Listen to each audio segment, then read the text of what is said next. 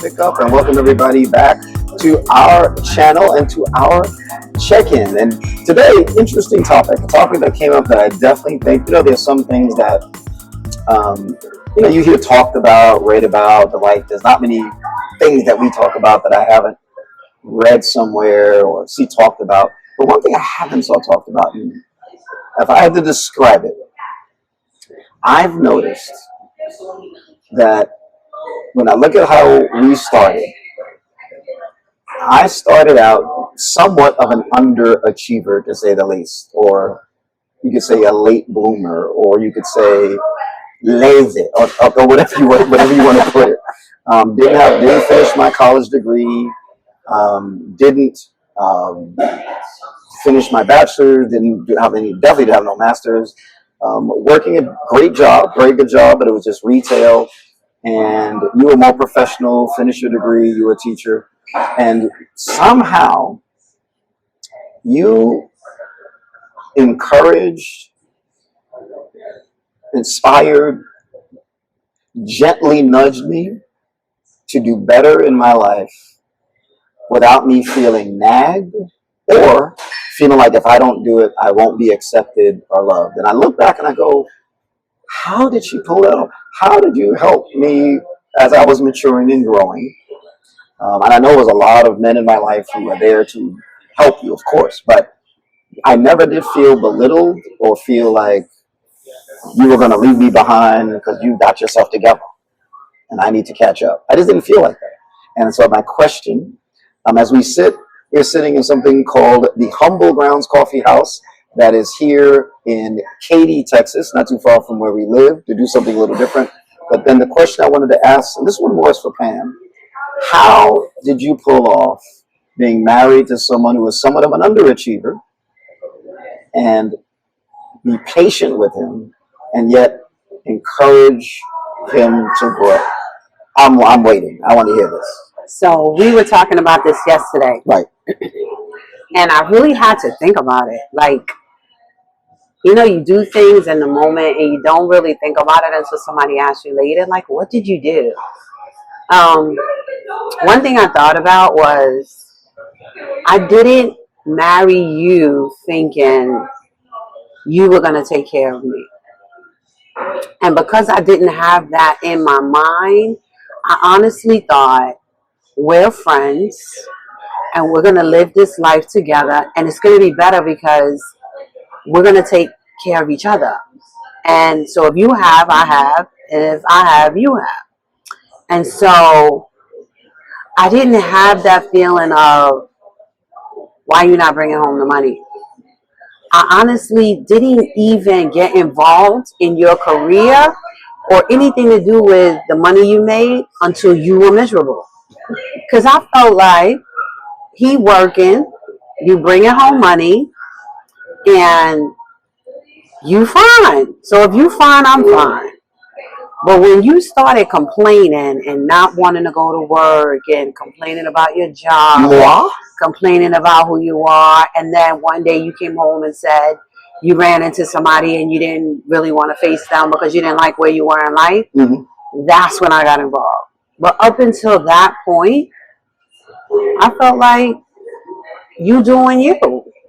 And it's meeting the needs and you're fine.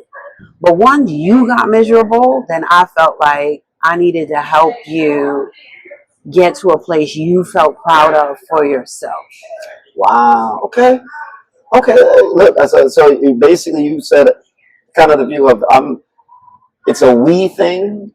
It's a we. I'm not looking you to be 100% take care of me, but I know if you have, you'll do for me. If I have, I'll do for you, and together we're going to get it. And for you, the turning point, you never felt like, in other words, you didn't look at me as an underachiever. No, I didn't. You say those things, but I didn't say those things. I didn't say, oh, my husband's an underachiever. I never said those things. The one thing I did feel was before we were dating, I didn't like the way you dressed. Oh, wow. And I fixed it. I bought you clothes from then on. You just had different taste than me. I was doing more of a new wave, hip. Is that what it was? That's what it was? Student style. Well, combat boots and Now dark you look clothes. cute. Okay. So I get it. So you didn't look at me necessarily that way, but you did look at the fact that you saw that I was not content. I wasn't. I was beating myself up that I felt like I needed to do something different, and that's when you began encouraging. Right. Because I also felt like I'm going to do, like we're two whole people, right? Making decisions about our lives. So when you were ready to change and elevate yourself and do whatever, then I'll get behind it. And when I was ready to change and elevate myself, you got behind me. And so I never felt like it was either or. I felt like it was an and. And if Okay. I wanted to if I felt there was something I wanted us to get in our life, I just went for it. Like I wanted us to drive, I just got us a car. But it wasn't like I'm gonna get it because Antoine's sitting around and he ain't gonna get it, and I didn't have that. But I was sitting around. And that may be true, but I didn't feel like I better do this because Antoine ain't never gonna do it, or I better go there because he ain't gonna plan it. I kind of felt like that stuff came up when I would plan it and you would say no. Mm. But that didn't have anything with how I felt about you as a person, as opposed to you were a worrier and I was overzealous. Got it. And those things clashed. Got it. But not the Yeah, I was definitely more not the underachieving. Yeah, that was different. That was more of just the tension of there's always one partner who's more, worried about money and future, and the other one is a little more free and the like. So that's and I was free in the life. Well, I want to encourage you because one thing I think about, and I'm just very appreciative of, you mastered the art of inspiring without being nagging, encouraging without making me feel like I had to live up or you're going to leave me in the dust. I never felt that. And it's funny, looking back, I go, wait a minute, I should have felt that. How come I didn't feel like that? And you did a wonderful job. Wonderful job. The job is the right word. Of being the kind of wife that can bring the best out without it being like dangerous or threatening to the relationship. Because I know one thing that I do know now is when you think about what Scripture talks about, the two shall become one. A man shall leave his father and mother and be united to his wife, and the two shall become one flesh. Is that kind of faithfulness where you don't leave your friend behind. Like you just don't do that. Same with the Marines say, you don't leave anybody behind, right? That in marriage, that is the thing that I think as time goes on, seems to be the spirit of the times is one of do you girl or do you guy. Yeah, like this girl left this message for like women on TikTok talking about if you are in a is marriage, what she said, marriage is not sanctimonious. It's just a piece of paper. The opposite of what. And that was disgusting because that is so not true. And then the idea of if you're in this relationship with commitment and you ain't getting nothing out of it, then get out, she said. And I thought, marriage is not about getting what you want, and if you don't, you out. Marriage is about sometimes you are the giver and sometimes you are the receiver. But because you're one, you both win. Okay. You both win. So when you are succeeding, I win. I'm your partner. And when you're succeeding, I win because I'm your partner. And so it's a win-win. It's a win-win. Look, enough said. I want to leave you that and an encouragement. If you are listening to our channel and you're not married, you're dating, or you're engaged, please do not get married unless you are content that your spouse can be the same basic person now for the next 20 years. Even the stuff you're not comfortable with, you don't like.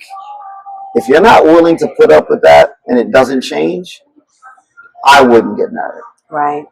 Now, I'm not saying you should be faithless, but if you can't say, I'm here no matter what, even if they don't change this, I wouldn't do it. Is that fair to say? Yes. I didn't marry Antoine thinking he's going to become what I have in my brain.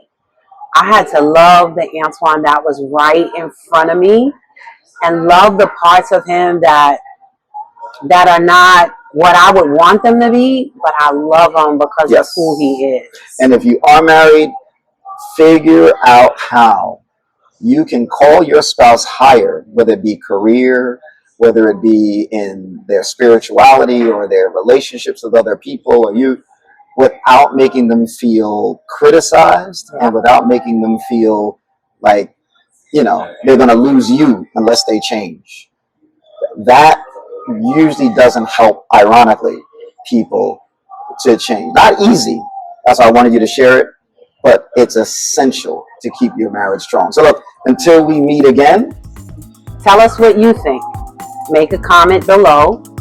Pose a question or something and call us higher.